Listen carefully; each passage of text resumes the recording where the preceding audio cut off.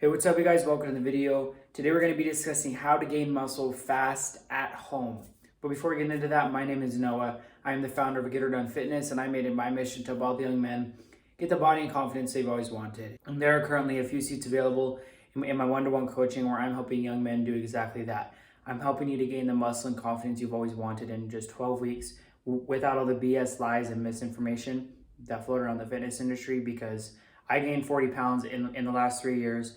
So I've been through all the ups and downs, all the trial and error, and know exactly what works and what doesn't work, so I can give you the simplest, most clear-cut, copy-paste, and repeatable program to follow that is actually going to work for you. So if you don't want to miss out on that, go down below and click that link to book a call with me, and we will see if you are a good fit for that program. But let's hop into the video. Okay, how to gain muscle at home. So this is something that I'm very passionate about, because this is how I started out. Because I didn't start out in the gym. I did go to the gym, right, after a certain point in time. But in the beginning, I was just working out at home because I didn't really have any other option, because I was too young to go and sign up for a gym, or like I had to have a parent with me. And so it just didn't work out. How to gain muscle at home, okay? So basically, this is going to be the exact same as how you would normally gain muscle, but the only difference is that you have a different type of stimulus that is being provided. But before we dive into that specific point, we're going to go over the basics that still apply to gaining muscle in general, but are obviously going to apply to this then as well. Okay, so the very first thing for your diet is going to be your caloric surplus, right? You need to be in that caloric surplus. So you are consuming more calories than you are burning, so that you can add mass to your frame, because that extra mass, it needs to come from somewhere. So you are giving your body extra calories to use to put on that size, put on that mass. And then by training, you are giving it a reason to grow, and this is the fuel for it to grow. Like, you got to give your body something to work with. It can't make something out of nothing. You need to be in a caloric surplus in order to gain muscle, gain mass, gain size, okay? And the second part of this is going to be your protein intake. So for your protein intake, you're going to be looking at about 1 gram per pound of body weight, and this is what I recommend for pretty much everyone, because this is a good rule of thumb. I mean, you really can't go wrong with it, right? 1 gram per pound of body weight. And this is going to make sure that you're getting enough protein, because the protein is what your muscle is made out of. It's the building blocks. Okay, so if you don't have protein, you don't have your calories, right? If you don't have protein, you don't have the building blocks to build the muscle. If you don't have your calories, you don't have the fuel to build the muscle. And so now that this has been covered, now we can go over your training aspect, okay? And this is where this is going to differ for at home compared to in the gym or something comparable, okay? So you're still going to train with the same principles in mind, but you are simply going to be finding alternative ways to do that. And what do I mean by that? So with the same principles in mind, there's some basic principles that need to be in place in order for you to gain muscle, right? In order to see progress, gain muscle, get stronger, all of the above, you have to have progressive overload. This is number one. Progressive overload. And this is basically a fancy term for getting stronger, right? Doing more.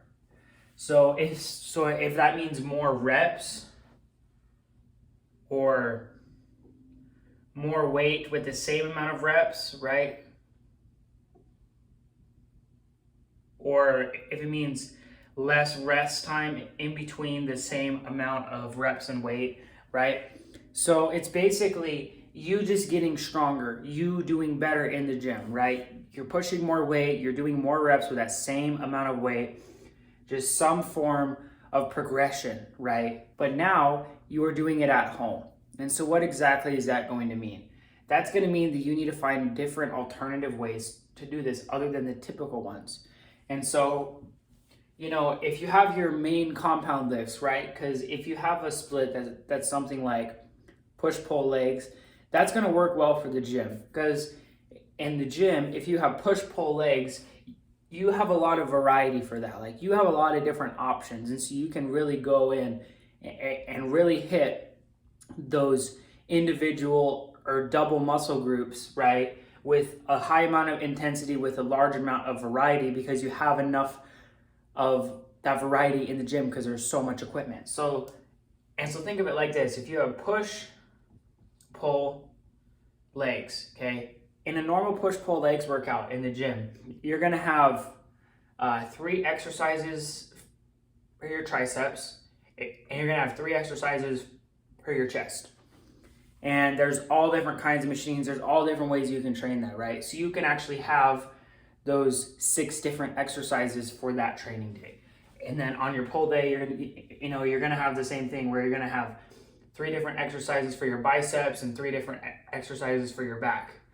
And the leg day is similar, where there's a lot of different parts of your legs. And so like if you have, your main lift, so say like squat or leg press, and then you do something else like leg press or hack squat, and then you have like calf raises, extensions,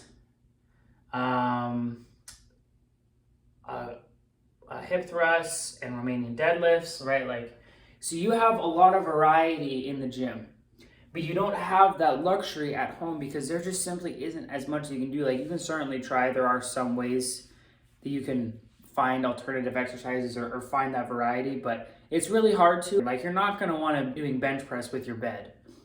I've seen that where people will slide underneath their bed and use the edge of it as a bench press. Like, that's great and all, but if we're looking for sustainability, that's not really something that I think you can maintain. And so what I would recommend is you want to do this same kind of split idea, but you want to compress it down because you don't have enough variety. Because if on your push day, all you're doing is push-ups, that's really not enough variety. I mean, sure, it might work. As long as you have that progressive overload, it will work in theory. But in practice, it's going to be extremely boring. Imagine doing, if you have 3 sets of 6 exercises, that is 18 sets. So imagine doing 18 sets of push-ups, right? Nobody wants to do that. And so I would recommend is that you compress your training days down into like a full body day or an upper and lower, right? So you have an upper body day and a lower body day, or you have, just compress it down a little bit so you're training more variety within that same time frame to make it more interesting and more sustainable. So first day you could do push-ups, right? And you could do pull-ups, and then you could do pike push-ups, and then you could do what else is there? You could do some sort of core exercise like leg raises. And you can basically just fill this up with like 6 different exercises that are still going to target your entire body, right, throughout the whole training week, but it's going to mean that you are going to have more variety in that day. So on Monday, you could train upper body. Tuesday, you could train lower body. Wednesday, you could have an active rest day where you do like core or running or something else, just whatever. And then on Thursday, you could have an upper body day and then a lower body day and then a core day, right? Like, there are ways that you can squeeze those exercises in to add that variety that you wouldn't have otherwise. So that is my whole spiel with this. If you guys found this information useful, go down below and click that subscribe button so you never miss a new video. And I'll catch you guys in the next one. Always remember to get her done.